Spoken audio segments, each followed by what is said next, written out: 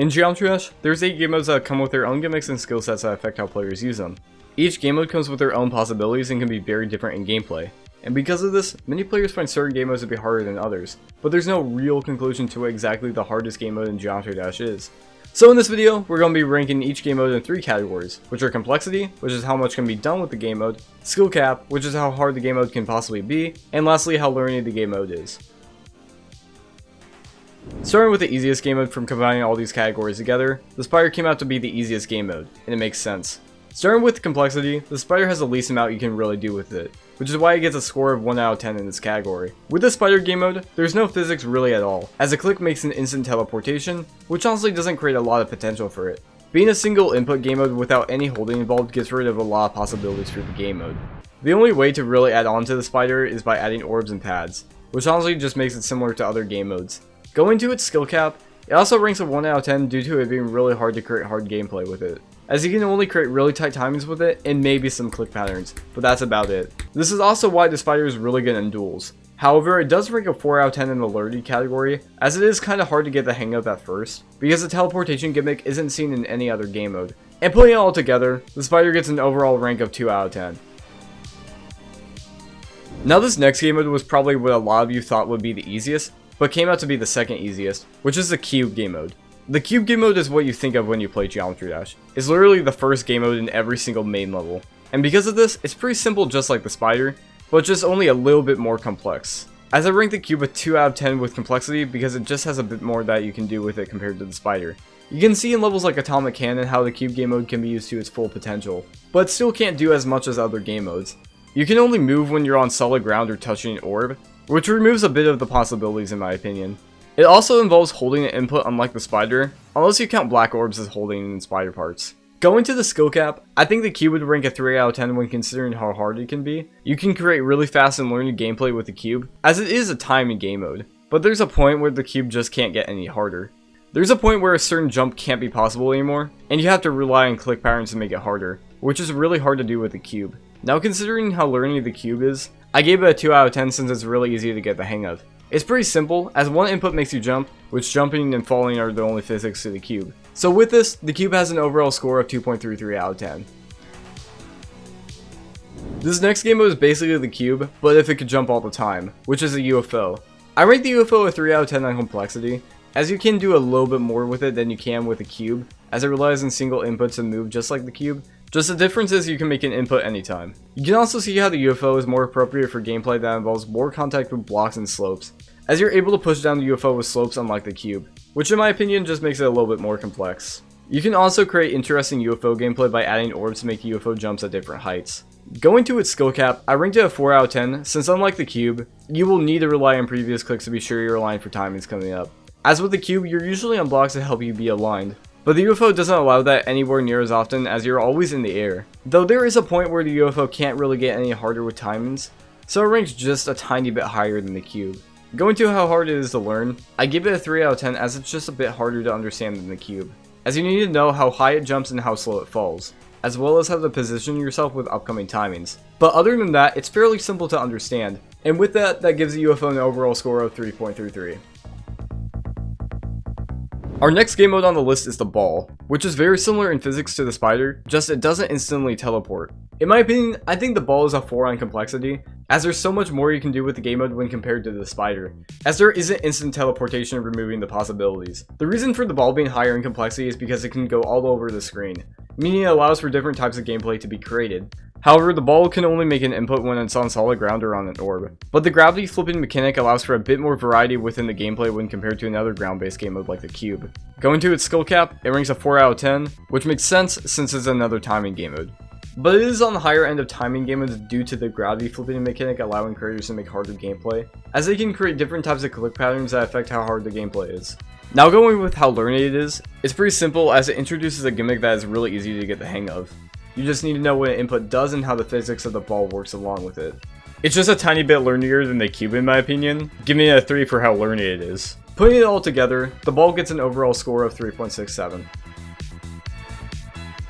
Now this is where the list gets interesting, since the second half of this list includes game modes that start requiring more unique skill sets than just timings. The most basic of these is the robot game mode, as it is still a timing game mode, but includes some skill with how you hold your inputs. In my opinion, the robot has a complexity score of 5, as you're able to create different types of robot holds, being long and short to fit the gameplay. You're still a little limited though, as you can only jump on the ground. Even though the robot is similar to the cube, as it jumps only on solid ground, it's objectively way harder since you don't jump the same height every time, which is why it gets a skill cap of 5 out of 10 compared to the cube's 3 out of 10. The robot stands out compared to every other timing game mode, since you still have to time your jumps, but at the same time you have to hold for the right amount of time instead of just a single input.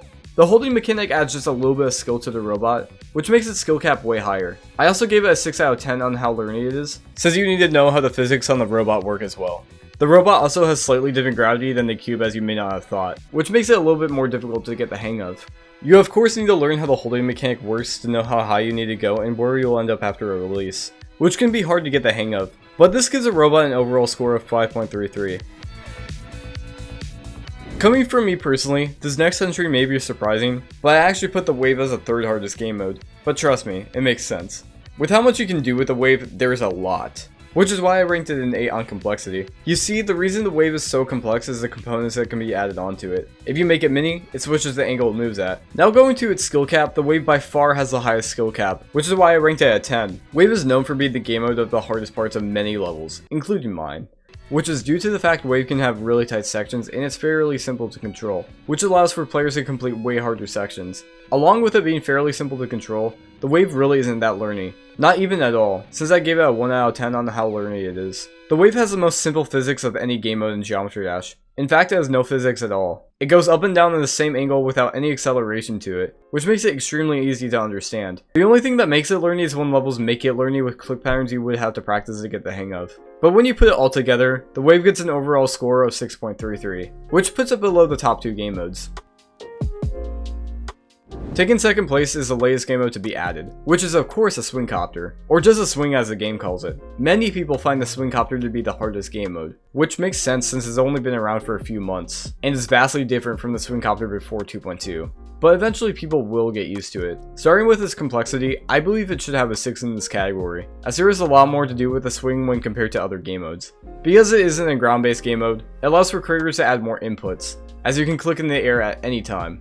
The only thing holding the swing back from being more complex is that it only relies on single inputs, as holding inputs does nothing for the swing. But the swing does allow for some pretty interesting movements and gameplay when it's used to its full potential. The swing is also pretty unique with how it handles orbs in its gameplay, as the physics are very different from any other game mode. Now with its skill cap, it's pretty hard to determine since the swing has only been around for 4 months at this point. But I decided to give it a skill cap of 6 as my estimate. Because of the unique physics and being a single input game mode, its skill cap isn't as high as something like the Wave, as it's both the timing and skill based game mode mixed in one. It's pretty hard to make consistently tight gameplay with a swing that functions well. Now going to how learny it is, I give it an 8 since people are still struggling a lot with the swing, myself included. Since the swing isn't really anything like any other game mode, it's hard to get used to. There's a lot going on with how the physics of the swing work, which makes it harder to learn. It's also hard to understand how orbs work with the swing for a lot of people, since people were so used to the swing before 2.2 that the new swing changes how people understand the game mode. And with that, the swing gets a score of 6.67.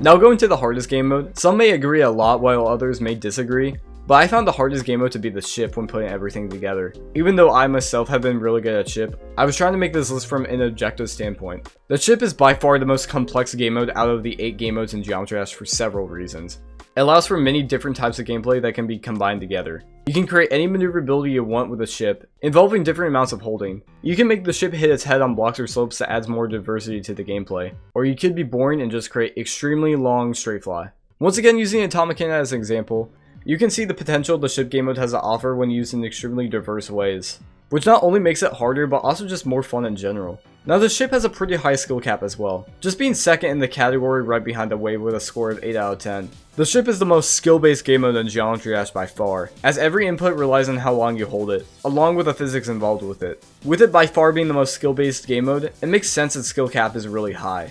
It's just the Wave is way more simple, allowing for way harder gameplay. But you're able to create really tight gameplay with precise maneuvers using the ship unlike a lot of other game modes. Now it's hard to consider how learny the ship is, but I decided to give it a 7. The ship has been around for as long as the game itself has been around, as it was introduced along with the cube as the first few game modes.